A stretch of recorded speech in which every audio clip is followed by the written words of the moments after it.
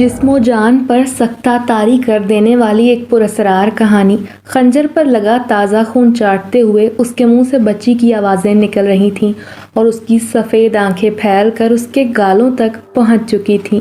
اس کے تیز نوکیلے دانت دور کھڑے ان چاروں کو صاف دکھائی دے رہے تھے۔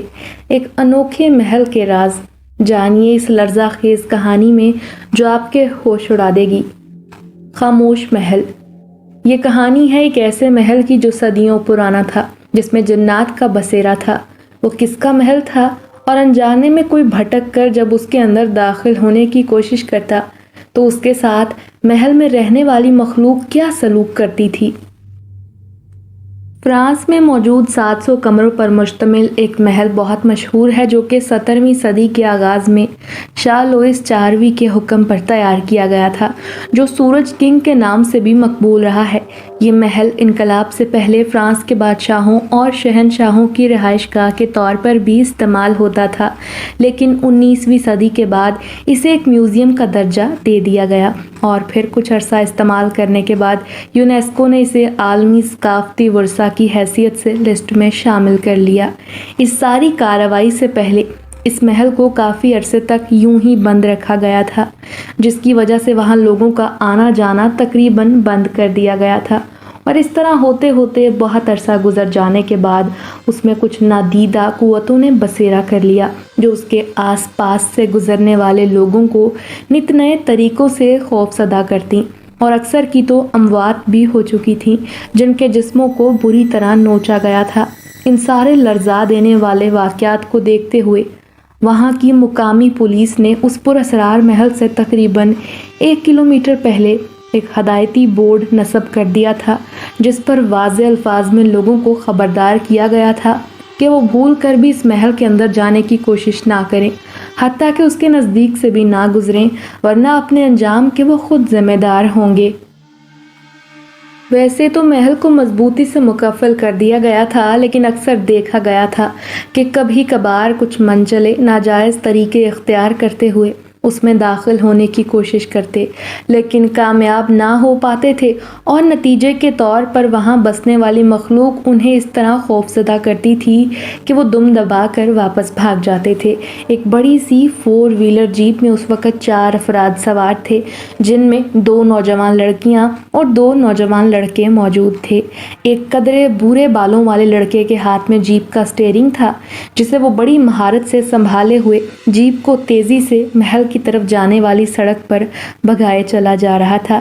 یہ چاروں ہی ایک نامور یونیورسٹی کے اسٹوڈنٹس تھے جو بھوت پریت اور چڑیلوں پر ریسرچ کر رہے تھے، اسی لیے انہوں نے اپنی کچھ تحقیقات بھی کر رکھی تھیں جس کی وجہ سے انہیں یونیورسٹی میں کافی پذیرائی ملی تھی، لیکن ابھی بھی جیسے ان میں تشنگی باقی تھی کہ جسے پوری کرنے کے لیے آج انہوں نے اس پراسرار اور بھیانک محل میں داخل ہونے کا فیصلہ کر لیا تھا۔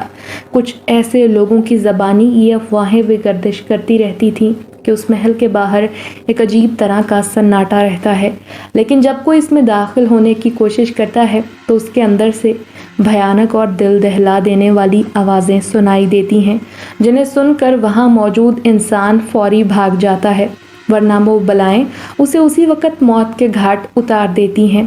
ان سب باتوں کے باوجود ان چاروں نے ہی محل پر ریسرچ کرنے کا فیصلہ کر لیا تھا۔ وہ جانتے تھے کہ جب لوگوں سے کچھ کام نہیں ہوتا تو وہ اسی طرح کی بے سروپا باتیں کر کے خواہ لوگوں کو ہراساں کرنے کی کوشش کرتے ہیں۔ وہ چونکہ پہلے بھی بہت سی خطرناک اور خوفناک جگہوں پر جا کر اپنی ریسرچ کرتے رہے ہیں، اسی لیے انہیں ان باتوں سے ذرا خوف نہیں آیا۔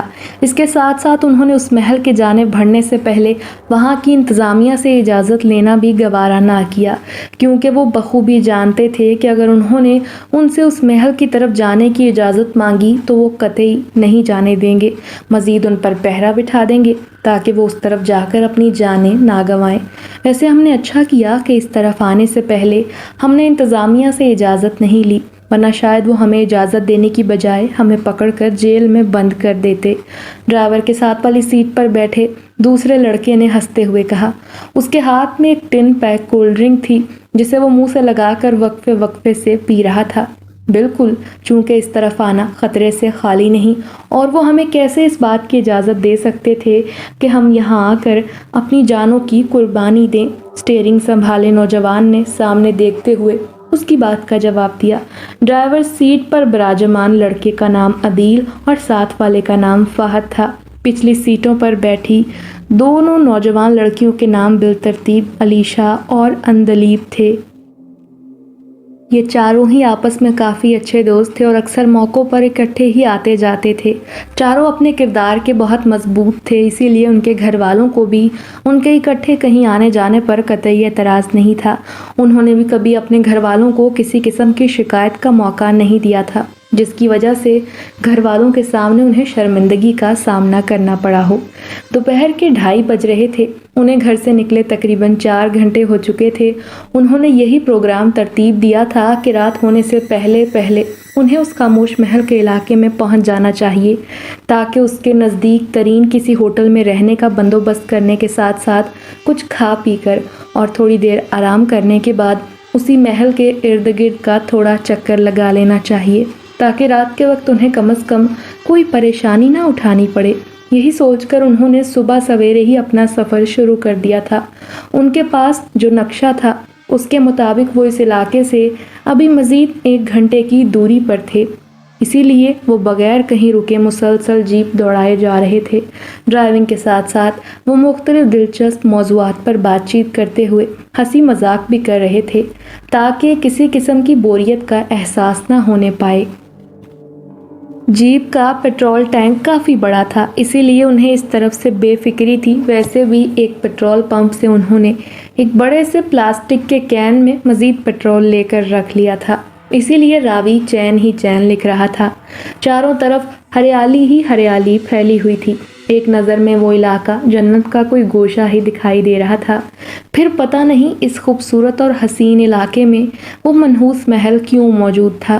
یہ سوال تقریباً وہاں آنے جانے والوں کے ذہن میں ضرور گردش کرتا ہوگا، مگر اس کا جواب ان کے اپنے ذہنوں میں بھی نہیں تھا۔ بس حسرت زدہ نظروں سے اس علاقے سے گزرتے ہوئے دیکھتے جا رہے تھے۔ جیپ کی رفتار مسلسل بڑھانے کے بعد ٹھیک 15 منٹ میں ان کے سامنے نظر آنے والے ایک ہوٹل کی پارکنگ میں جیپ روکی اور اپنا ضروری سامان اٹھاتے ہوئے وہ کاؤنٹر پر جا پہنچے جہاں انہوں نے اپنے لیے پہلے سے ہی 2 کمرے بک کروا رکھے تھے۔ سامان کمروں میں پہنچا کر روم سروس والے واپس چلے گئے تھے اور پھر کھانے کا آرڈر دے کر وہ فریش ہو کر ایک کمرے میں جمع ہو گئے اور کھانا وہیں منگوا کر کھانے کے بعد کچھ دیر خوش گپیوں میں مصروف رہنے لگے۔ پھر مرد و خواتین اپنے اپنے کمروں میں چلے گئے تاکہ کچھ دیر آرام کرنے کے بعد رات اس محل میں داخل ہونے کے لیے تازہ دم ہو سکے۔ فی الحال وہاں کا چکر لگانے کا پروگرام ملتوی کر دیا گیا تھا۔ تقریباً شام 6 بجے تک سونے کے بعد وہ سب اپنے کمروں سے دوبارہ فریش ہو کر نیچے ہوٹل کی لابی میں پہنچ چکے تھے۔ پھر چائے پی کر انہوں نے اپنے پلان پر بات چیت شروع کر دی۔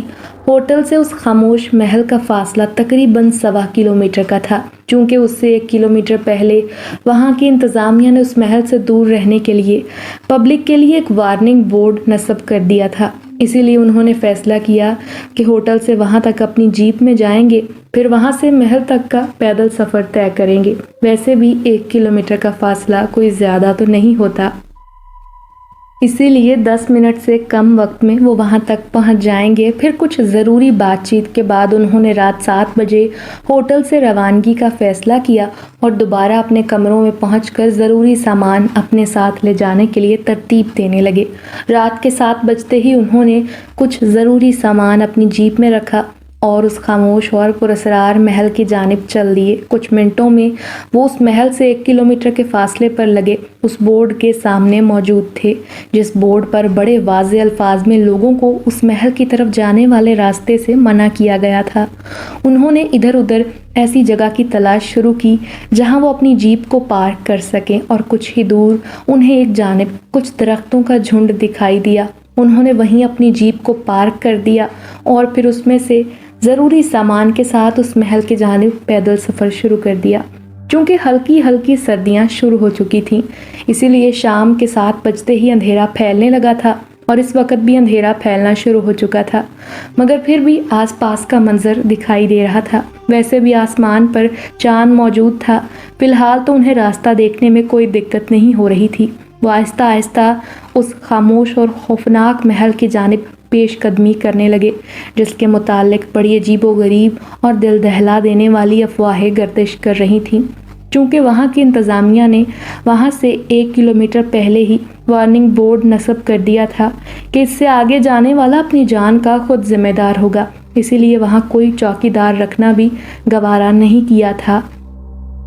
انہیں اس بات کی بھی تسلی تھی کہ انہیں اس طرف بڑھتے دیکھ کر کوئی منع نہیں کرے گا، اسی لیے وہ اس راستے پر ہنستے کہے لگاتے آگے بڑھتے جا رہے تھے۔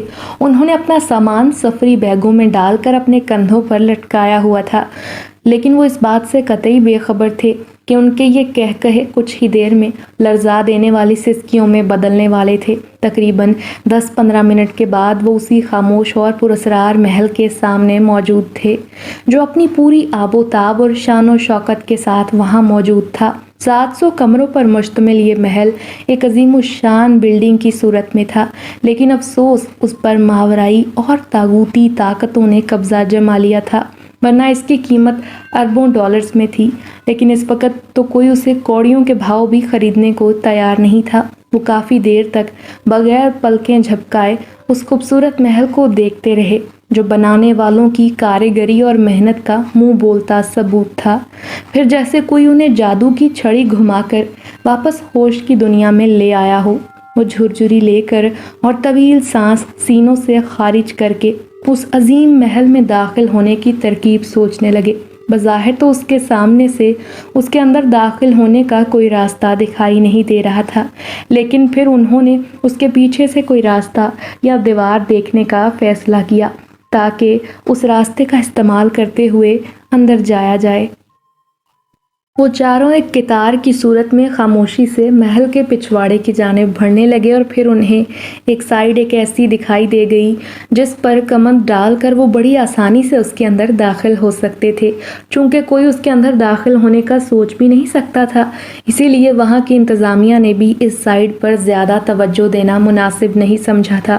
ویسے بھی اس طرف کی دیوار زیادہ اونچی نہیں تھی، لیکن پھر بھی کمند کے بغیر اس کے اندر داخلہ ناممکن ہی تھا۔ لیکن چونکہ یہ سارا انتظام ساتھ لائے تھے، اسی لیے انہیں بالکل بھی پریشانی نہیں تھی کہ وہ اس محل کے اندر کیسے داخل ہو سکیں گے۔ میرے خیال میں ہمیں بیگ سے رسی اور کمند نکال کر اس طرف سے اندر داخل ہونا چاہیے، ویسے اس کے علاوہ تو کہیں اور سے داخلہ ناممکن ہے، علیشا نے یکدم رکتے ہوئے کہا۔ تم ٹھیک کہتی ہو علیشا، اس کے علاوہ کوئی اور صورت ہو بھی نہیں سکتی، عدیل نے جواب دیتے ہوئے اپنے کندھے سے بیگ اتار کر نیچے رکھتے ہوئے کہا۔ تو ٹھیک ہے، پہلے میں اس کے اندر جاتا ہوں، پھر اندر پہنچ کر آپ سب کو وہاں کی صورتحال سے آگاہ کروں گا، پھر باری باری آپ سب بھی اندر پہنچ جانا، تاکہ اگر کوئی مسئلہ ہو تو میں بروقت آپ سب کو آگاہ کر سکوں، فہد نے مشورہ دیتے ہوئے کہا۔ اوکے، پھر یہ کہہ کر عدیل نے اپنی کمند اسے تھما دی، جسے اس نے پوری طاقت سے گھما کر اس دیوار کی جانب پھینک دیا۔ کمند دوسری جانب کسی چیز میں پھنس گئی۔ فہد نے پوری طاقت سے اسے اپنی جانب کھینچ کر اس کی مضبوطی کا اندازہ لگایا، اور پھر اپنا بیگ اپنے کندھے سے لٹکا کر اس رسی کی مدد سے وہ دیوار پر چڑھنے لگا۔